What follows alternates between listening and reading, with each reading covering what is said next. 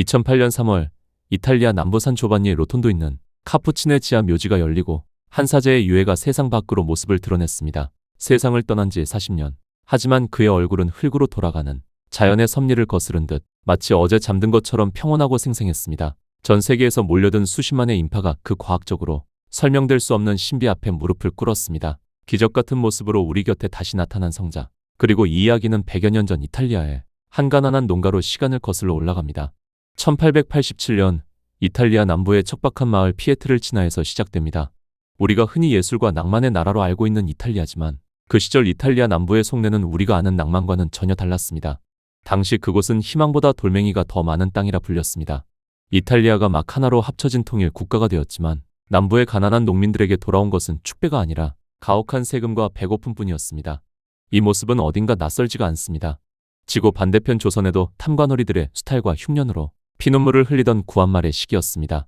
이 거친 절망의 한복판이었던 1887년 5월 25일 한 오두막에서 소년이 태어납니다. 그의 집은 땔감조차 부족할 만큼 가난했습니다. 우리가 보릿고개를 넘기며 거친 나무 껍질로 배를 채우던 것처럼 소년의 가족들도 옥수수 가루를 쪄서 만든 뻑뻑한 빵 한 조각으로 하루를 버텨야 했습니다. 소년은 걸음마를 떼자마자 학교 대신 지팡이를 들고 들판으로 나갔습니다. 글을 배우는 대신 뙤약볕 아래서 양을 치며 고독이라는 단어를 몸으로 먼저 배웠습니다. 소년에게 들판은 낭만적인 풍경이 아니라 치열한 생존의 현장이었습니다. 그런데 참 이상한 일이었습니다. 마을 사람들은 이 소년을 조금 특별한 아이로 기억합니다. 또래 아이들이 소리를 지르며 뛰어놀 때 소년은 성당 앞 낡은 돌담 밑에 홀로 앉아 무언가와 끊임없이 속삭였기 때문입니다. 지나가던 이웃이 누구와 이야기하느냐고 물으면 소년은 그저 배시시 웃을 뿐이었습니다. 소년에게는 남들이 보지 못하는 친구들이 있었기 때문입니다. 거친 돌멩이 틈새에서 피어난 작은 들꽃, 담장 위를 지나가는 햇살 한 줌조차 소년에게는 말을 걸어오는 다정한 벗이었습니다. 현실의 배고픔이 너무나 차가웠기에 소년은 본능적으로 보이지 않는 세계에서 온기를 찾고 있었던 걸지도 모릅니다. 해질녘 양떼를 몰고 집으로 돌아오면 온 가족이 작은 등불 아래 모여 앉았습니다. 아버지는 어린 아들의 교육비를 벌기 위해 머나먼 미국 땅으로 떠날 채비를 하며 깊은 한숨을 내쉬었고 어머니는 남겨질 가족들 걱정에 몰래 눈시울을 붉히던 밤이었습니다. 그 무거운 정적을 깨는 것은 낮은 목소리로 읊조리는 저녁 기도였습니다. 저희에게 일용할 양식을 주시길 간구하는 그 간절한 기도의 순간 소년의 눈앞에는 믿기지 않는 풍경이 펼쳐졌습니다. 낡은 탁자 한 구석 일렁이는 촛불 사이로 인자한 미소의 성모님이 나타나 소년의 머리를 부드럽게 쓰다듬어 주었습니다. 그 곁에는 눈부신 날개를 가진 수호천사가 소년의 어깨에 손을 얹고 다정한 농담을 건네기도 했습니다. 소년은 너무나 천진난만하게 생각했습니다. 집이 너무 가난해서 성모님이 직접 가족을 달래러 온 것이라 믿었고 다른 집들도 모두 그러할 것이라 짐작했습니다. 소년에게 하늘나라는 멀리 있는 종교적 환상이 아니라 아버지가 떠난 빈자리를 채워주는 따뜻한 또 하나의 가족이었습니다. 하지만 이 평화로운 신비 뒤에는 어둠이 있었습니다. 어느 날부터인가 홀로 양을 치던 소년의 등 뒤로 서늘한 기운이 감돌기 시작했습니다. 빛이 강해질수록 어둠도 짙어지는 법이기에 천사들과 대화하던 소년의 귓가에는 거칠고 기분 나쁜 웃음소리가 들려오기 시작했습니다. 내가 감히 그 빛을 견딜 수 있겠느냐는 악마의 속삭임이었습니다. 자신이 앞으로 50년 동안 짊어지게 될 십자가가 얼마나 무거울지, 그리고 그가 흘릴 피가 얼마나 많은 이들의 눈물을 닦아주게 될지를 가난한 목동 소년은 알지 못했습니다. 1903년 1월 15살의 소년은 카푸친 수도회의 육중한 문을 처음으로 두드립니다. 수염을 길게 기른 수도사들처럼 되고 싶다는 소박한 동경에서 시작된 첫 발걸음이었습니다. 소년이 마주한 수도원의 풍경은 눈부시게 거룩했지만 동시에 시리도록 차가웠습니다. 두꺼운 돌벽 사이에서 따뜻한 어머니의 품 대신 자신만의 외로운 싸움을 시작해야 했습니다. 낯선 환경에 적응하지 못해 떨며 울고 있던 소년에게 수호천사가 나타나 속삭였습니다. 이 차가운 돌벽은 너를 가두는 감옥이 아니라 세상을 구할 사랑을 빚어내는 용광로라고 말입니다. 엄격한 수도원장은 소년에게 왜 이 험난한 길을 선택했는지 물었습니다. 소년은 떨리는 목소리였지만 분명한 목소리로 자신은 세상의 화려함이 아니라 고통받는 이들과 함께 울고 싶으며 누군가의 짐을 대신 짊어지는 사제가 되고 싶다고 대답했습니다. 그 진심 어린 눈빛에 수도원장도 말없이 소년의 어깨를 두드려 주었습니다. 하지만 이패의 기쁨도 잠시 수도원의 육중한 철문이 닫히는 소리는 너무 무겁게 다가왔습니다. 거대한 어둠의 그림자가 본격적으로 자신을 덮칠 것이라는 사실을 소년은 직감으로 알았습니다. 수호천사도 비오에게 이제 혼자가 아니지만 내가 선택한 이 좁은 길 끝에는 상상도 못할 가시관이 기다리고 있을 것이라는 말을 해주었습니다. 그렇게 시작한 그의 수도원 삶은 그의 추운 겨울 이탈리아 남부의 모르코네 수도원에서 프란치스코라는 세상의 이름을 버리고 비오 수사로 다시 태어났습니다. 나를 비우고 오직 신의 목소리만 듣겠다는 단호한 의지 속에서 젊은 비호 수사는 누구보다 치열한 영혼의 폭풍을 겪게 되었습니다. 수도원 생활을 하던 어느 날 밤, 독방이라 불리는 좁은 공간에서 비호 수사는 체온계가 터져 나갈 정도의 고열에 시달리며 홀로 신음했습니다. 그때 캄캄한 방 안으로 눈부신 빛의 기둥이 쏟아졌습니다. 수호천사가 나타나 그의 타오르는 이마에 손을 얹으며 이 불길은 너를 태우려는 것이 아니라 세상을 정화할 사랑의 불꽃이며 곧 그 표시를 몸에 입게 될 것이라는 말을 전했습니다. 성모님 또한 슬픈 눈으로 그를 바라보며 비호가 짊어져야 할 상처는 많은 이들의 눈물을 닦아줄 샘터가 될 것이니 조금만 더 견뎌달라고 부탁을 했습니다. 하지만 빛이 강해지자 수도원의 두꺼운 돌벽 뒤에 숨어있던 어둠도 본색을 드러냈습니다. 밤마다 비호 수사의 방에서는 누군가와 싸우는 듯한 둔탁한 소리와 비명이 들려왔고 동료 수사들은 겁에 질려 문 밖에서 발만 동동 굴렀습니다. 다음 날 아침 문을 열고 나온 비호 수사의 몸은 마치 짐승에게 핥히어진 듯 상처투성이었습니다. 악마는 나약한 인간일 뿐인 내가 감히 성자가 되려 하느냐고 그를 조롱하였습니다. 하지만 비호 수사는 피를 흘리면서도 말없이 십자가를 움켜쥐었습니다. 자신의 고통이 누군가의 짐을 덜어줄 수 있다면 100번이라도 이 길을 걷겠다는 다짐을 했습니다. 수도원의 작은 경당에서 기도하던 비호 수사에게 결정적인 변화가 찾아왔습니다. 갑자기 그의 손바닥과 발등, 옆구리에 보이지 않는 창이 몸을 꿰뚫는 듯한 형언할 수 없는 통증이 몰려온 것입니다. 겉으로는 아무런 흔적도 없었지만 비호 수사는 마치 날카로운 칼날이 살을 저미는 듯한 고통에 신음하며 쓰러졌습니다. 그것은 장차 그가 짊어지게 될 거대한 십자가를 예고하는 보이지 않는 오상의 시작이었습니다. 비호 수사는 창백한 얼굴로 겨우 입을 열어 이것은 자신이 원한 것이 아니며 다만 그분의 아픔을 조금이나마 대신 느끼고 싶었을 뿐이라고 고백했습니다. 하지만 하늘은 그에게 기도실 안의 고요한 고통만을 허락하지 않았습니다. 1차 세계대전의 포화 속에 비호 신부는 수도복 대신 뻣뻣한 군복을 입고 묵주 대신 총을 들어야 하는 전장 한복판으로 던져졌습니다. 평생 평화를 기도하던 사제가 군 병원의 의무병이 되어 전선에서 실려온 처참한 부상병들을 돌보게 된 것입니다. 그의 손은 이제 기도를 올리는 대신 동료들의 터져버린 상처를 지혈하고 그들의 마지막 신음 소리를 온몸으로 받아내고 있었습니다. 타인의 고통을 대신 짊어지려 했던 비호 신부였지만 그의 육신도 곧 한계에 다다랐습니다. 원인 모를 고열과 폐 질환으로 수시로 쓰러졌고 군 당국은 결국 그를 부적격자로 판정해 휴가와 복귀를 반복하게 했습니다. 어쩌면 그것은 의학적으로 설명할 수 있는 질병이 아니라 전쟁이라는 인류의 거대한 비극을 온몸으로 알아내던 성자의 처절한 영적 몸살이었습니다. 전쟁이 막바지로 치닫던 어느 날, 이 고통스러운 전장에서 누구도 믿지 못할 놀라운 사건이 일어납니다. 비호 신부의 몸은 분명 후방 부대의 군 병원에 머물며 부상병들을 돌보고 있었습니다. 하지만 믿기지 않는 증언들이 최전선의 참호 속에서 터져 나오기 시작했습니다. 포탄이 빗발치고 독가스가 자욱한 사선 한복판에 갈색 수도복을 입은 한 사제가 나타나 죽어가는 병사들을 품에 안고 안수를 해주었다는 것입니다. 한 사람이 동시에 두 장소에 존재하는 신비로운 기적, 이른바 빌로카시오라 불리는 현상이었습니다. 전선의 청년들은 눈이 멀고 사지가 잘려나가는 지옥 같은 고통 속에서 자신들을 안아주던 사제의 품에서 은은한 장미 향기를 맡았습니다. 비호 신부는 실제 몸이 있는 병원에서 신음하면서도 영적으로는 최전선으로 날아가 차갑게 식어가는 병사들의 피 묻은 손을 부여잡고 울부짖었습니다. 차라리 자신의 육신이 저 어린 생명들을 대신해 제물이 되게 해달라는 처절한 기도였습니다. 이 기적 같은 현상은 패전의 책임으로 스스로 목숨을 끊으려던 이탈리아군 사령관 카도르나 장군에게도 일어났습니다. 장군이 권총을 머리에 겨눈 절체절명의 순간 굳게 닫힌 집무실 문을 통과해 나타난 한 사제가 그의 손을 막아 세웠습니다. 사제는 인자한 미소와 함께 장군, 그런 어리석은 짓은 하지 마시오 라는 말을 남기고 연기처럼 사라졌습니다. 전쟁이 끝난 뒤 이 이야기는 사제의 정체를 수소문하던 장군에 의해 알려졌습니다. 산조반니 로톤도 수도원으로 찾아온 장군을 만난 비호 신부는 그날 밤 제 말을 듣길 참 잘하셨소라며 넌지시 인사를 건넸고 장군은 그 자리에 얼어붙은 채 무릎을 꿇고 말았습니다. 후방 병원에 있던 사제가 어떻게 자신의 집무실에 나타나 권총을 뺏을 수 있었는지 인간의 상식으로는 도저히 설명할 수 없는 성자의 이중 현존이 증명되는 순간이었습니다. 전쟁이 끝나고 마침내 수도원으로 돌아온 비호 신부의 영혼에는 전쟁이 남긴 깊은 상처가 새겨져 있었습니다. 그리고 그 영적인 통증은 마침내 육신을 뚫고 밖으로 차올랐습니다. 1918년 9월 보이지 않는 통증으로 시작되었던 고통은 이제 손과 발, 옆구리의 붉은 꽃잎처럼 선명한 상처로 피어났습니다. 50년 동안 마르지 않을 피를 흘리며 세상을 대신해 아파해야 할 고통의 성자, 실제적인 오상의 역사가 비로소 완성된 것입니다.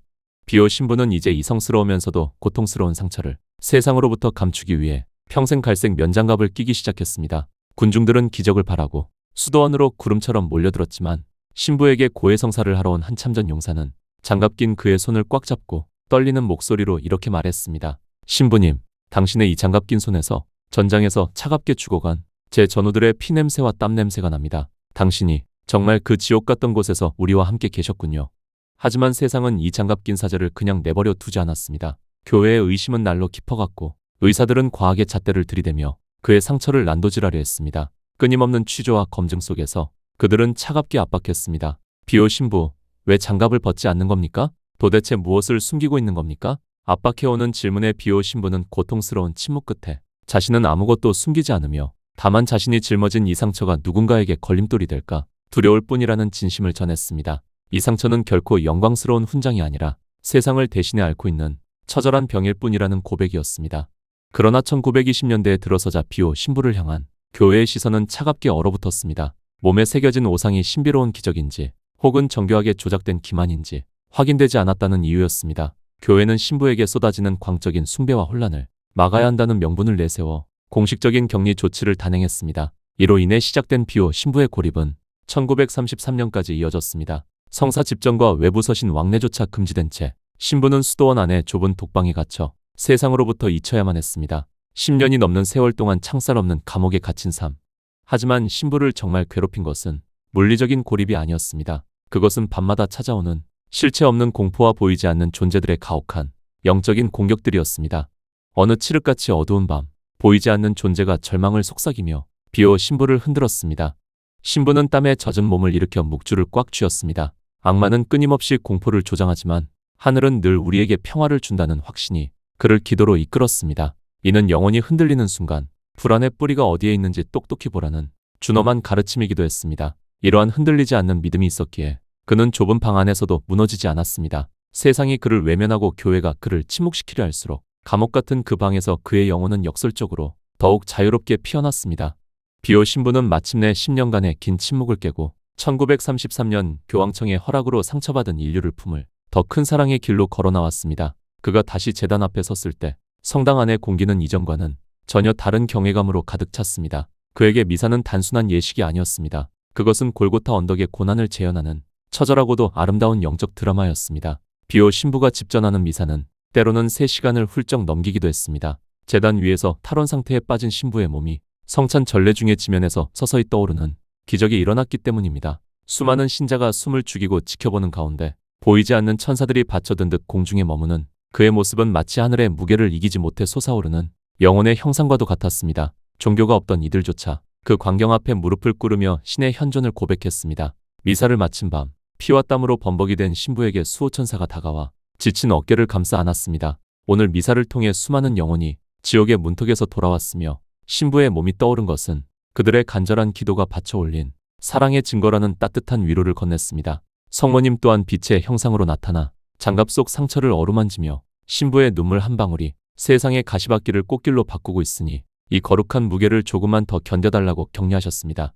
1939년 전 세계는 다시 한번 제2차 세계대전이라는 거대한 화염에 휩싸였습니다. 이탈리아 역시 피할 수 없는 전쟁의 소용돌이 속으로 빨려 들어갔고 평화롭던 남부 지역조차 연합군의 폭격 대상이 되었습니다. 하지만 1943년 무렵 이탈리아 남부를 폭격하기 위해 출격했던 연합군 조종사들 사이에서는 도저히 믿기지 않는 기이한 소문이 돌기 시작했습니다. 산조반니 로톤도 지역으로 진입할 때마다 구름 사이로 갈색 수도복을 입은 한 사제가 나타나 양팔을 벌리고 비행기 앞을 막아선다는 것이었습니다. 수천 미터 고공의 사람이 떠있다는 사실에 조종사들은 경악하며 기술을 돌려야만 했습니다.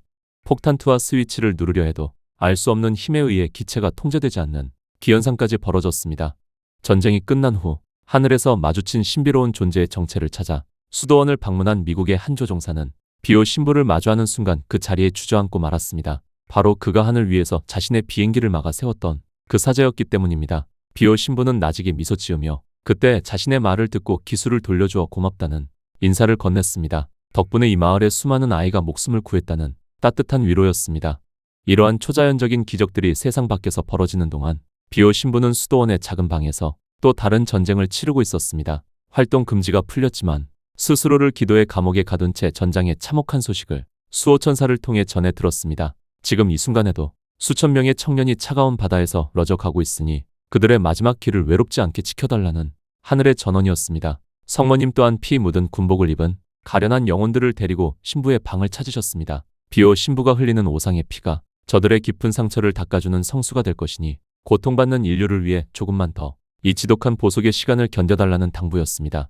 전쟁의 공포에 질린 이들이 보낸 수천 통의 편지가 산더미처럼 쌓여갔습니다. 신부는 그 간절한 사연들 위에 장갑 낀 손을 가만히 얹고 밤새 기도를 올렸습니다. 비록 몸은 작은 수도원에 머물러 있었으나 그의 마음은 편지 한 장 한 장에 깃든 비극을 어루만지며 세상의 모든 눈물을 닦아내고 있었습니다. 그럴 때마다 멀리 떨어진 전쟁터의 참호 속에서 혹은 부상병들이 가득한 병실에서 비오 신부 특유의 은은한 장미 향기를 맡았다는 증언들이 쏟아졌습니다. 물리적 거리는 떨어져 있었을지언정 그의 사랑은 시공간을 초월해 고통받는 이들의 가장 가까운 곁을 지키고 있었던 것입니다. 그러나 아이러니하게도 비오 신부가 이 시기에 견뎌야 했던 가장 큰 고통은 육체의 상처보다 무서운 오해였습니다. 수도원 안팎에서는 여전히 그가 하늘을 날아다닌다는 기적을 두고 신비주의에 빠진 사기라며 수군거리는 이들이 있었고 신부는 그럴 때마다 묵묵히 고개를 숙일 뿐이었습니다. 사람들의 시선에 아랑곳하지 않고 수도원이라는 물리적 공간을 지키면서도 영혼으로는 전장의 한복판으로 날아가 죽어가는 병사들을 돌봐야 했던 이 처절한 영적 이중생활은 오직 신부만이 짊어진 십자가였습니다. 비오 신부는 이때의 심정을 일기에 이렇게 남겼습니다. 자신은 세상에서 가장 자유로운 수인이며 몸은 수도원의 담벼락 안에 머물러 있으나 심장은 이미 주님과 함께 고통받는 이들의 곁에 가 있다는 고백이었습니다. 가장 어두운 밤에 가장 밝은 별이 뜨듯 제2차 세계대전의 포화가 잦아들 무렵 사람들은 비로소 깨닫기 시작했습니다. 수도원의 좁은 창틈으로 새어나오던 그 가냘픈 기도의 빛이 사실은 거대한 폭탄의 화염보다 더 강력하게 이 세상을 지켜내고 있었다는 사실을 말입니다. 그러나 비오 신부는 이러한 신비로운 현상에만 머물지 않았습니다. 특히 1930년대 후반부터 전 세계의 전쟁의 그림자가 짙게 드리워지자 신부는 병마와 가난에 시달리는 이들을 위한 실질적인 구원의 장소를 꿈꾸기 시작했습니다. 그 염원은 1940년 황량한 돌산 위에 현대식 병원을 짓겠다는 무모해 보이는 계획으로 구체화되었습니다. 하지만 현실은 냉혹했습니다. 기적을 팔아 돈을 모으려 한다는 시기 어린 비아냥과 모함이 쏟아졌고 교회 내부의 차가운 시선 또한 여전했습니다. 성자라는 이름 뒤에 숨겨진 인간적인 수모를 견디며 신부는 전쟁의 포화 속에서도 묵묵히 고통을 위로하는 집을 짓기 위해 돌산을 일궈 나갔습니다. 식당에서 동료 수사들과 마주칠 때면 그들은 노골적으로 비오 신부를 피하거나 비웃었습니다. 하지만 신부는 그들의 차가운 시선을 묵묵히 받아내며 속으로 기도했습니다. 자신이 받는 이 모욕이 저 병원의 벽돌 한 장이 되게 해달라는 간절한 청원이었습니다. 드디어 1956년 모든 방해를 뚫고 험난한 돌산 위에 기적처럼 현대식 병원, 고통을 덜어주는 집이 완공되었습니다. 개원식 날 수천 명의 환자가 몰려왔습니다. 그는 환자들의 휠체어를 밀고 그들의 고단한 발을 직접 씻겨주었습니다. 병원은 단순히 약을 주는 곳이 아니라 인간의 존엄이 회복되는 성전이어야 한다는 그의 신념이 실현되는 순간이었습니다. 하늘과 땅을 잇는 사제로서 미사 중에 몸이 떠오르는 기적보다 더 위대한 기적은 바로 인간을 향한 끝없는 사랑이었음을 우리는 그의 구분 등에서 보게 됩니다. 하지만 그 기적을 일궈낸 비오 신부의 몸은 이제 한계에 다다라 있었습니다. 80세가 넘은 노구의 사제는 숨쉬기조차 힘겨워하면서도 여전히 고해소의 좁은 나무 의자를 지켰습니다. 임종이 가까워지던 1968년 9월 수도원 안에서는 또 하나의 믿기지 않는 기적이 일어나고 있었습니다. 50년 동안 하루도 쉬지 않고 피를 쏟아내던 오상의 상처가 서서히 아물기 시작한 것입니다. 수호천사는 밤마다 나타나 그의 상처 위에 천상의 향유를 바르듯 속삭였습니다. 비오 신부의 임무가 끝나가니 세상의 아픔을 대신 짊어졌던 이 붉은 꽃잎들을 이제 거두어 가겠다는 전언이었습니다. 성모님 또한 빛의 너울을 쓰고 나타나 그의 지친 이마를 짚어주며 신부의 피가 이제 평화의 강물이 되어 흐를 것이니 곧 예수님이 기다리는 곳으로 가자는 위로를 건넸습니다. 선종하기 며칠 전 그 깊었던 구멍들은 흉터조차 남기지 않고 마치 어린아이의 살결처럼 매끄럽게 변했습니다. 고통의 흔적이 사라진 것은 그가 이제 하늘의 허락을 받았다는 완벽한 증거였습니다. 1968년 9월 23일 새벽 2시 30분 비오 신부는 자신의 좁은 침대에 앉아 마지막 미사를 준비하듯 단정히 자리했습니다. 그의 손에는 평생의 무기였던 묵주가 들려 있었고 입술은 힘겹게 예수, 마리아의 이름을 읊조리고 있었습니다. 그것이 이 땅에서 남긴 마지막 말이었습니다. 수만 명의 신자들이 창밖에서 촛불을 밝히던 그 새벽 비오 신부는 고통이라는 무거운 짐을 내려놓고 비로소 장미 향기 가득한 영혼의 안식으로 향했습니다. 피로 얼룩졌던 그의 면장갑은 이제 우리에게 전설이 아닌 위로로 남았습니다. 묵주를 쥔 그의 손이 멈춘 그곳에서 이제 당신을 향한 새로운 기도가 시작될지도 모릅니다. 시청해 주신 모든 분들께 주님의 은총이 머무르시길 바랍니다. 감사합니다.